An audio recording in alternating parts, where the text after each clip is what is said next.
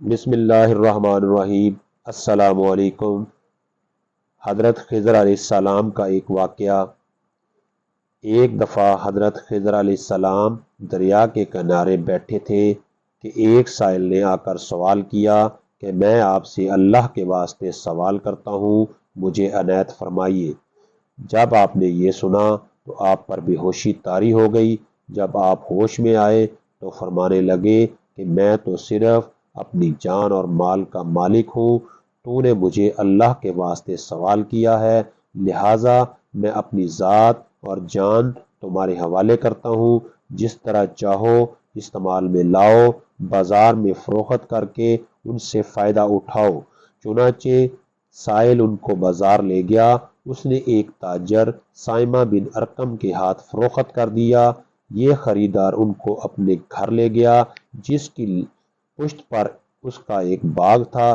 سائمہ نے حضرت خضر علیہ السلام کو ایک کدھال دے کر کہا، سامنے والے پہاڑ جو 3 مربع میل رقبہ پر واقع تھا، مٹی کاٹ کاٹ کر باغ میں ڈالتے رہے۔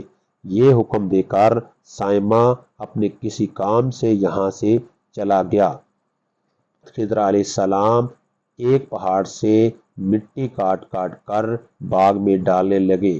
جب سائمہ واپس آیا تو اس نے گھر والوں سے دریافت کیا کہ کیا تم نے غلام کو کھانا کھلایا یا نہیں؟ گھر والوں نے جواب دیا، ہمیں معلوم نہیں غلام کہاں ہے۔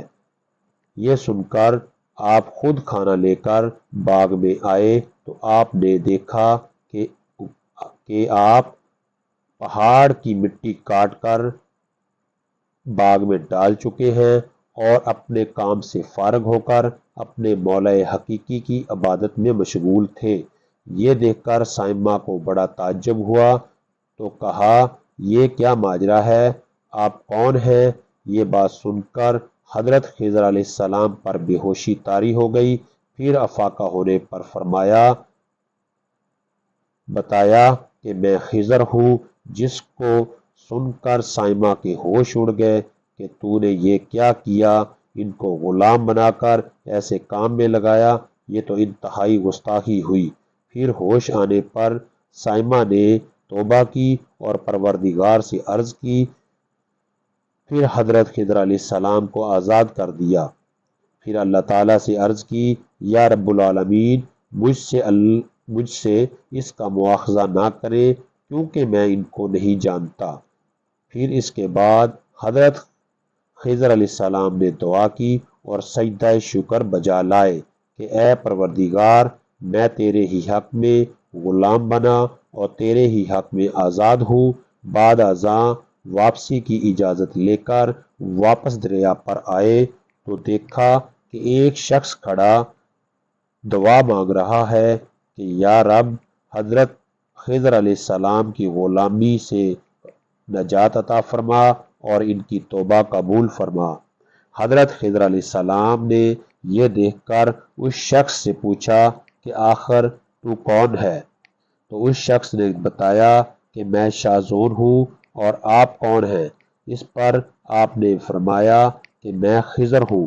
شاہ زون نے کہا کہ اے خضر، تو نے اپنے لیے اپنے رہنے کا مکان بنا کر دنیا طلب کی ہے، کیونکہ حضرت خضر علیہ السلام کا دریا کے کنارے ایک عبادت خانہ تھا۔ بس یہ سن کر فوراً میدان میں نکلے اور اللہ کی عبادت میں مصروف ہو گئے۔ اس دفعہ حضرت خضر علیہ السلام نے اسی جگہ ایک درخت لگایا اور اس کے سائے میں عبادت شروع کی تو آواز آئی کہ اے خضر، جب تم درخت کے سائے میں سجدہ کیا تو تم نے دنیا کو آخرت پر ترجیح دی۔ مجھے اپنی عزت اور جلال کی قسم ہے، مجھے دنیا کی محبت میں رضامندی نہیں۔ اس کے بعد حضرت خضر علیہ السلام نے شاہ زون فرشتہ سے کہا کہ دعا کرے کہ اللہ تعالیٰ میری دعا قبول فرمائے۔ چنانچہ شاہ زون نے دعا کی اور اللہ تعالیٰ نے شاہ زون کی برکت سے توبہ قبول فرمائی۔ خدا کے برگزیدہ بندے اسی حالت میں راضی رہتے ہیں، اللہ کو منظور ہو جو۔ ہماری فلاح بھی اسی میں ہے کہ زندگی کے ہر موڑ پر آنے والے پیچ و خم سے راضی رہیں اور اللہ تعالیٰ کی رضا کو سامنے رکھتے ہوئے اور اللہ تعالیٰ کی چاہت کو سامنے رکھ کر زندگی گزاریں۔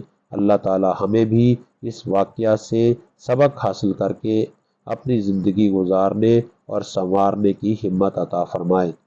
ناظرین، یہ تو تھا ایک واقعہ حضرت خضر علیہ السلام کا۔ اگر آپ کو میری یہ ویڈیو پسند آئے تو اس کو لائک کریں، شیئر کریں اور اس کو سبسکرائب کریں۔ تو اگلے پروگرام کے لیے دیجیے اجازت۔ اللہ حافظ۔